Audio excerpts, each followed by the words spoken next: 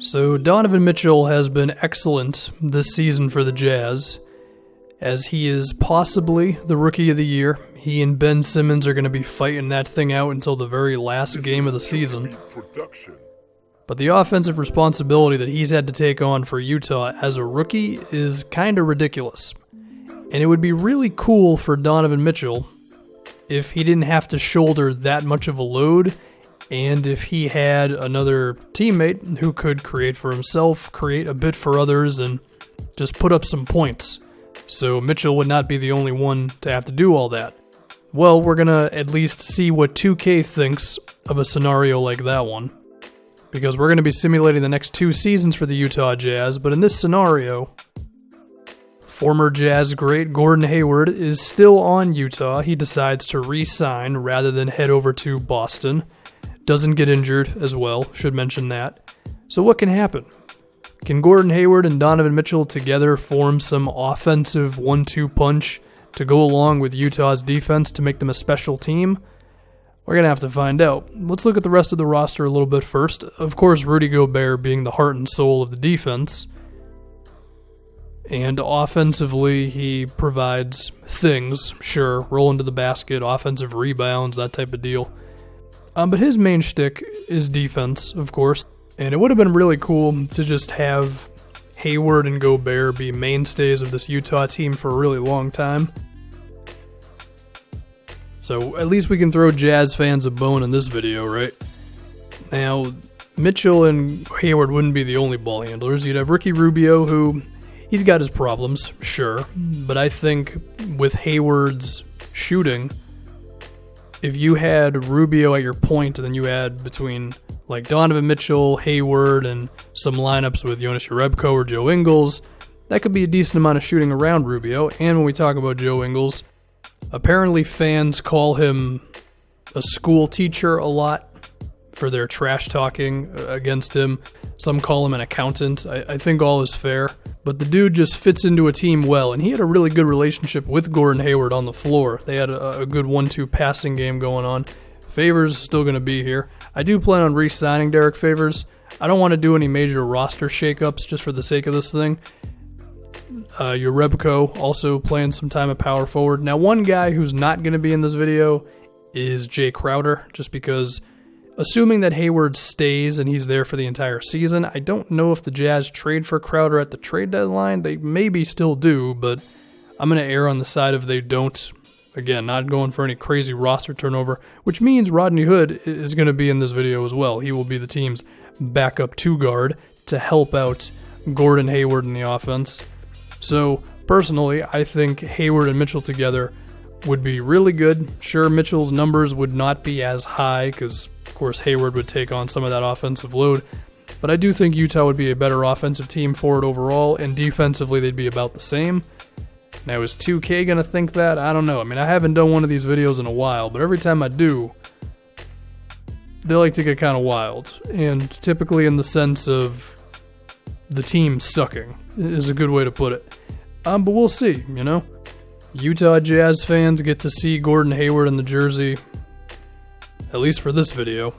Of course, you can also just go on YouTube. Well, you're already on YouTube, but you can look and find other clips of him throughout his years.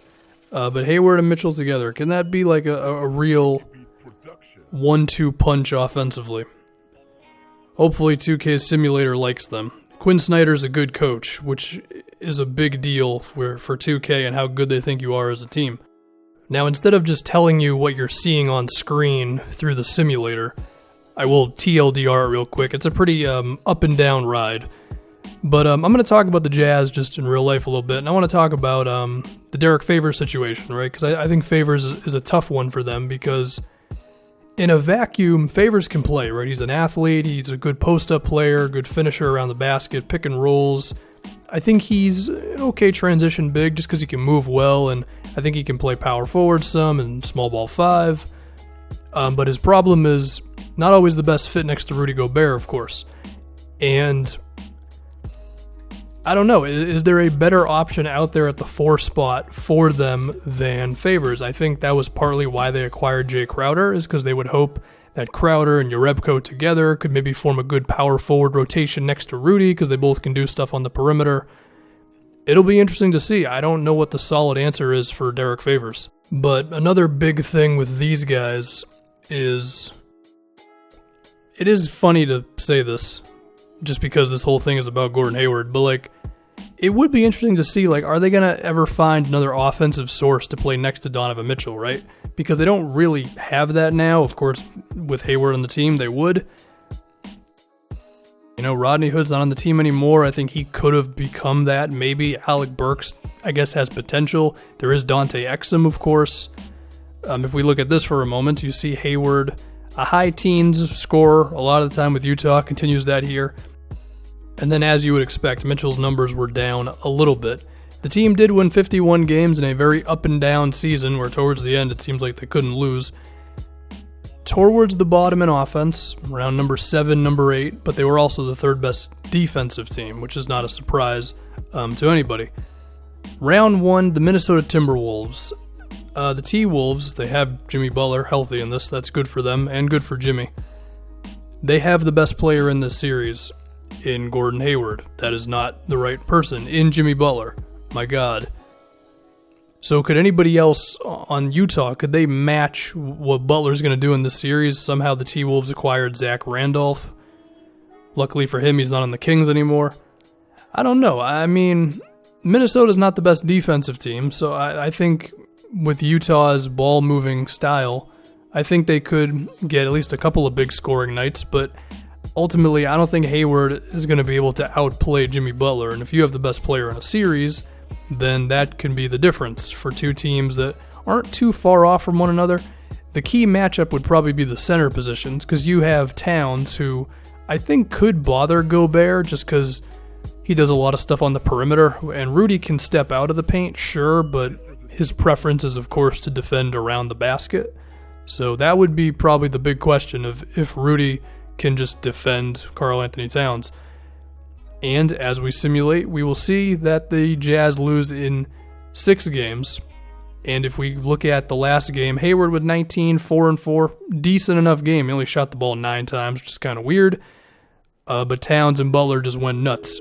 And that was the difference in that one. So, as much as you gotta love Gordon Hayward, he is still like, I don't know, somewhere between 10 and 20 in terms of best players in the league. Like, probably like 12 and 20, whatever. I re-signed everyone, so now this team has a Cleveland Cavaliers-esque salary right now. Because once again, I didn't want to do any crazy trades or any of that, because while I assume they will be making moves, because, I mean, they're a professional basketball team, duh, I didn't want to get too crazy. You know, try to be as close to how it would really go as possible. Now, this season seems to be also starting off really well, maybe even a little better than last year, but we should have some reservations, because, of course, the previous year, this team took a nosedive pretty damn hard, and it already seems like they're coming back to earth. But if I can get back to my, guys on this team where they can find that other offensive option next to Mitchell, Dante Exum is the interesting one. You could make the argument that Exum really hasn't had the opportunity to even play in the NBA just because of his injuries. I mean, he's 6'5", 6'6", with point guard abilities. I don't know where his jump shot's at, and I don't know where his overall scoring ability really is, but in terms of his handle, his playmaking, and he's a decent athlete, you got to think Dante Exum's got some good potential, and maybe he and Donovan Mitchell could one day form a pretty dynamic backcourt. I don't know, though. You might need to find some other source of that big-time scorer. I don't know if anybody else on the roster really has that. This might be a team that should just be striving for like a mid-tier offense and then being elite on defense, which, I mean, that can be something for you. And if Donovan Mitchell can keep improving and get to being one of the, 11 to 12 best players in the league, it's something. As for 2K, they were not about this whole Gordon Hayward, Donovan Mitchell experiment, as they don't even make the postseason in the second year. So, good news, Jazz fans. You didn't miss much. You probably missed a lot, but maybe this will make you feel better. It probably won't. It would not make me feel better if I was a Jazz fan, but I did what I could, okay?